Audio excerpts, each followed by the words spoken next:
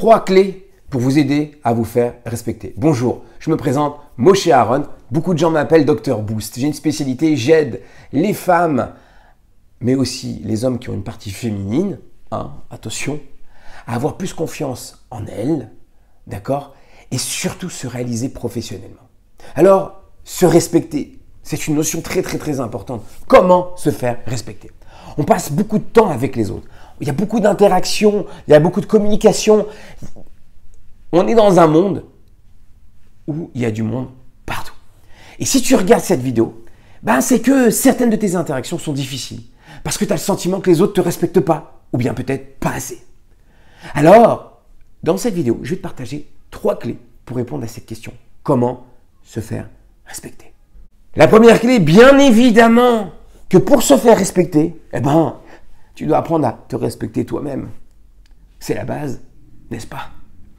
Comme on dit souvent, ce que les autres me font, je me le fais aussi à moi-même. Tu connais ce petit adage? Alors il me fait, je me fais à moi-même. Alors moi, je vais t'inviter à un truc, à te poser une petite question. Dans quelle mesure est-ce que tu ne te respectes pas toi-même? Et comment tu pourrais te respecter davantage? Petite question simple. Mais d'abord, est-ce que tu t'es déjà posé cette question? Ce genre de question. Est-ce que je me respecte? Aujourd'hui, je pense qu'avec ce qui se passe dans le monde, c'est une notion hyper importante du respect, mais surtout du respect moi vis-à-vis de moi. Parce que si moi je me respecte, si je sais qui je suis, si j'apprends à me respecter, bien évidemment que ce sera beaucoup plus simple aux autres de pouvoir me respecter. Puisque l'image que je vais refléter à l'extérieur, elle sera de la sérénité, de la confiance, de l'estime, parce que je me respecte. La seconde clé est que lorsqu'on a le sentiment que les autres ne nous respectent pas, waouh, je me suis pris quand même le petit truc. Excusez-moi, mais là, ça fait mal. Bon, c'est pas grave, c'est les décors. Je mets des décors justement pour que c'est sympa. Attends, je vais le pousser un tout petit peu. Je le fais en live. Je n'ai même pas la place de le faire. Peut-être que je vais le faire devant. Peut-être plus sympa comme ça. Vous pouvez me donner. D'ailleurs, si tu aimes cette vidéo, enfin, si tu aimes les vidéos que je fais et les informations que j'offre, eh bien, c'est vraiment une demande personnelle. Abonne-toi. Surtout aussi, si tu veux être mis au courant de quand tu reçois ces vidéos, tu mets la petite cloche comme ça, tu es sûr de le savoir. Bien évidemment, mets-moi un petit commentaire si je la mets devant ou pas, la plante, je sais pas. Voilà, ça va peut-être me gêner, j'en sais rien. Ouais, peut-être je vais me faire mal. Attends, je la mets comme ça. Désolé, mais c'est aussi les joies de la vidéo. Donc, la seconde clé, c'est que lorsque nous avons le sentiment que les autres ne nous respectent pas, c'est qu'ils passent leur temps à dépasser nos limites. En fait, ouais, écoute bien, c'est que eux, ils passent leur temps à dépasser nos limites. Alors moi, je t'invite donc à te poser une seconde question. Quelles sont tes limites personnelles? Ouais, je t'invite à mettre la vidéo sur pause, d'accord? Réfléchis par écrit. Franchement, mes petites pauses. Prends un stylo. J'espère que de toute façon, d'ailleurs, quand tu regardes mes vidéos, ce serait bien que tu as un stylo et un papier. Et tu mets par écrit cette question. Parce que les réponses, elles sont précieuses pour toi. Pourquoi? Parce que souvent, on souffre parce que les autres ne nous respectent pas, ne respectent pas nos limites à nous. Alors qu'en fait, nous ne leur avons même pas fixé parce que nous n'y avons souvent même pas réfléchi. Alors prends le temps de te poser, de réfléchir à tes limites personnelles. Voici un exemple.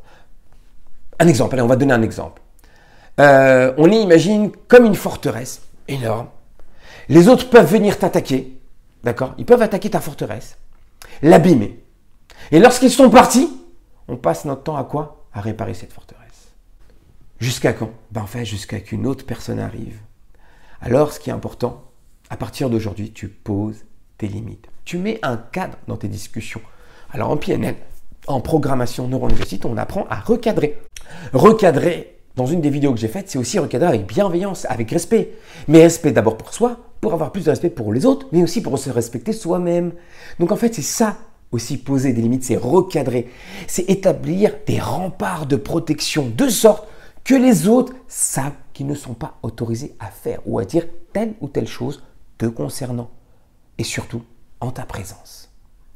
Une limite personnelle, ça peut être une personne ne lève pas la main sur toi. Bon, c'est extrême, mais c'est une belle image. Personne ne me crie dessus. Le fait d'y réfléchir en amont, à froid, en fait, ça va te permettre d'avoir comme un signal qui va se déclencher dès que la limite va être franchie. En fait, si tu penses maintenant, si tu les mets dans ta tête, en PNL, en programmation neurolinguistique, on aime bien imaginer, visualiser à l'intérieur. Tu fermes tes yeux, tu imagines lors d'une discussion et tu imagines par exemple la dernière discussion qu'il y a eu et la dernière fois que tu t'es fait un peu, entre guillemets, vu l'expression, marcher sur les pieds. C'est qu'il a dépassé la limite, il t'a pas respecté et t'imagines. Et là, qu'est-ce que tu aurais pu dire? C'est un vrai travail, c'est un vrai exercice que je t'offre de PNL. C'est exactement ce que je fais lors de mes formations. Alors, tu fais ça, tu t'assois, tu t'arrêtes, tu réfléchis à la dernière situation dans laquelle tu étais et qu'est-ce qui aurait changé? Qu'est-ce que tu aurais fait pour changer? Qu'est-ce que tu aurais pu dire en amont? Peut-être même le corps te présenter là, entre ça et ça. Ça, j'y arrive pas, ça, j'y arrive par exemple. Par exemple, une sensation de confiance, une sensation d'estime. Et j'aurais pu lui dire, la recadrer à ce moment-là, en la reformulant la question. Est-ce que tu me permets de te faire une observation? Vous pouvez commencer comme ça. Les personnes avaient dit oui. Est-ce que tu as bien dit ça à mon encontre? Pour être sûr que vous ayez bien compris qu'il n'y ait pas de quiproquo, que la personne a bien dépassé vos limites. Et si à un moment elle dit, alors pas tout à fait, là elle se remet en question, vous avez déjà gagné, vous avez recadré. Par contre, si elle dit oui, j'ai dit exactement de ça, alors je vais répéter, donc tu as bien dit ça. Alors maintenant que tu m'as permis de te faire une observation, puis moi j'accepte pas ce que tu as dit. Quand tu as dit ça, moi je dis ça, moi je dis ça. Ça s'appelle la communication non violente aussi. Apprendre à communiquer, apprendre à se respecter et mettre tes limites. La troisième clé que je vais te donner, que je vais t'offrir maintenant que tes limites elles sont réfléchies et écrites, il te reste à les incarner physiquement.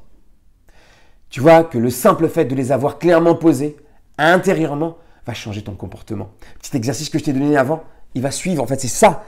Et tu vas voir que dans les autres cas, tout ce qui va t'arriver maintenant, d'accord, tout ce que tu peux voir, ça va passer beaucoup mieux maintenant. Tu verras que le simple fait de les avoir clairement posés intérieurement, que tu t'es imaginé, que tu as fait l'exercice que je t'ai demandé, changera ton comportement et certainement celui des autres. Les incarner, les vivre pleinement, les ressentir, les entendre, va passer sans doute, et c'est sûr et certain, par les verbaliser de temps en temps. Donc fais-le, l'exercice intérieurement, fais-le extérieurement, sans personne, et après tu verbalises et tu verras que ça va venir naturellement, ça va venir naturellement. D'ailleurs, ça va être d'autant plus facile que tu les auras clairement en tête. Donc quand quelqu'un va venir la prochaine fois et va un peu te titiller ou va dépasser de ses limites, ça sera clair pour toi. Voilà. En tout cas, merci beaucoup de m'avoir suivi et je te dis à très vite. Ciao, ciao.